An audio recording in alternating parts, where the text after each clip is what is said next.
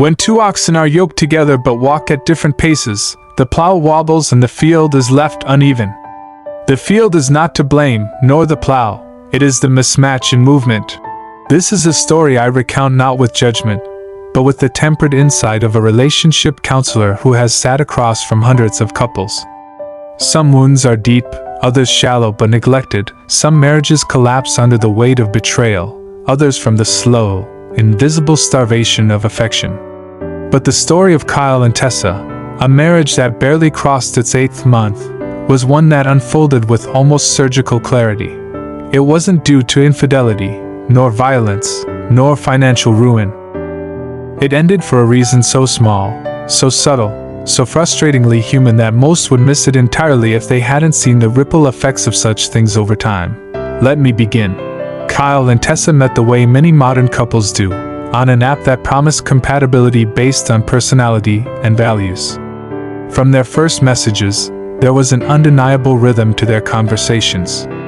Both in their early 30s, professionally stable, emotionally intelligent, and ready for a commitment that had eluded them in their 20s. Kyle was an architect, precise, calm, and a man of routine. Tessa was a high school English teacher, empathetic, expressive, a lover of the poetic chaos of life. If Kyle was a blueprint, Tessa was the story scrawled in the margins. Their courtship was brief but meaningful. Within 7 months, they were engaged. 2 months later, married. The ceremony was simple, the vows handwritten. They moved into Kyle's well-designed condo in a quiet part of the city, believing that love and shared goals would be enough to carry them through the rest. For the first 3 months, it did. It started with the tea. Tessa, who grew up in a warm and lively household, had a habit of making tea late at night. It was her wind-down ritual, inherited from her mother. One night, while pouring water into the kettle, she asked Kyle, "Want a cup?" Kyle, engrossed in his 3D modeling software, responded with a distracted, "Sure." But when she handed it to him, he didn't drink it. Not a sip. It sat there, cooling. This happened again a few days later. And again. Until Tessa, feeling a sting she didn't yet understand, asked, "Why do you say yes if you don't want it?" Kyle, a logical man, simply replied, "I say yes so you don't feel bad. I'm trying to be nice." That moment lingered, not because it was dramatic, but because it was so quietly dissonant. Tessa felt unseen. Not because he didn't want the tea, but because he didn't mean what he said. And Kyle, unaware, returned to his software. The tea moment, what we later discussed in session as a micro disconnect, was the first of many. Tessa began noticing how Kyle often said what he thought she wanted to hear. Not out of malice, but out of a deep discomfort with emotional confrontation. If she asked, "Do you mind if my sister comes to stay the weekend?" Kyle would smile and say, "Of course not," even though he did mind. He liked his space. He liked his silence. She would only discover he minded when he grew withdrawn, closed off, disappearing into his architectural drawings with headphones on. And Kyle? He started feeling like he had no room in the relationship, to be honest. He believed, mistakenly, that his truth would create conflict. So, he avoided it.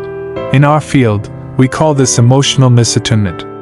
It's the subtle yet compounding failure to respond authentically to a partner's bids for connection. In Kyle and Tessa's case, this misattunement wasn't hostile. It was fear-based, avoidance-based. But it slowly grew. 6 months in, Tessa began to feel a hollowing. She felt she was sharing her days, her thoughts, her dreams, but receiving polite nods in return. Kyle, meanwhile, felt emotionally ambushed by her sudden mood changes, her quiet sighs, her indirect requests. She began testing him. "I'm thinking of changing jobs. Maybe moving to a different school. What do you think?" "Kyle, if that's what you want, I support it." She wanted more. She wanted engagement, opinions, a sense that he cared beyond what was acceptable. But Kyle had never been raised to share opinions in emotionally charged situations. He had learned silence was safer than conflict. That emotional honesty, especially disagreement, meant instability. He didn't want instability. So he said the right things and felt like he was failing anyway. Tessa, in turn, began withdrawing, not with malice, but with sorrow. Her spark dimmed. Conversations turned transactional. The warmth in their home gave way to a cold, polished silence. At 7.5 months, they had what would be their last attempt at repair. A weekend trip to a quiet cabin, away from the city.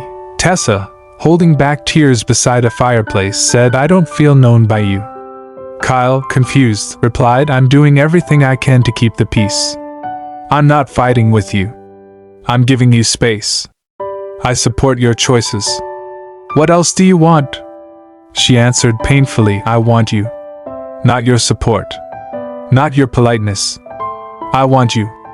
But Kyle didn't know what that meant. He believed that harmony meant success. That his job was to avoid pain, not to move through it. They returned from that weekend more distant than ever. At 8 months and 3 days, Tessa asked for a separation. There was no yelling. No betrayal. No third party. Just two people who loved each other, but never learned to meet each other. "I can't live with someone who's always wearing a mask," she told me during our final session. And Kyle, his eyes red, replied, "I thought the mask was what made me a good husband." You see, their marriage ended not because of cruelty, but because of emotional inauthenticity. Kyle believed that avoiding discomfort was a form of love. That saying what Tessa wanted to hear was kindness. But in doing so, he denied her intimacy. And Tessa, deeply attuned to emotions, felt this falseness and interpreted it as disinterest, rejection, or worse, emotional cowardice. The reason their marriage ended was entirely avoidable. What they lacked wasn't love. It was honest, messy, vulnerable communication. And the courage to risk conflict for the sake of deeper connection. In hindsight, what was needed wasn't a grand gesture.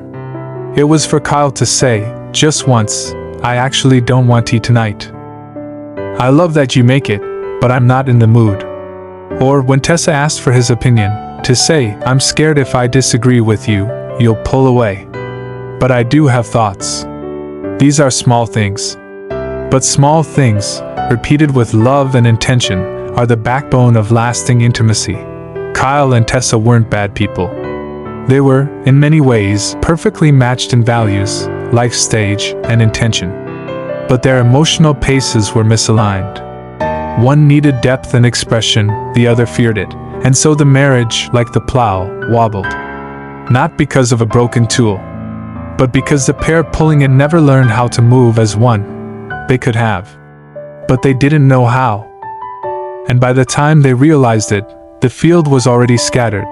This is the real tragedy, not the loss of love, but the loss of potential that could have been saved by something as simple, and as difficult, as honest vulnerability. As a marriage counselor, I share this not to frighten or discourage, but to illustrate how even the most promising unions can falter, not from malice, but from a slow starvation of authenticity. If you see yourself in Kyle or Tessa, take heart. The ending was avoidable. And in your story, it still might be.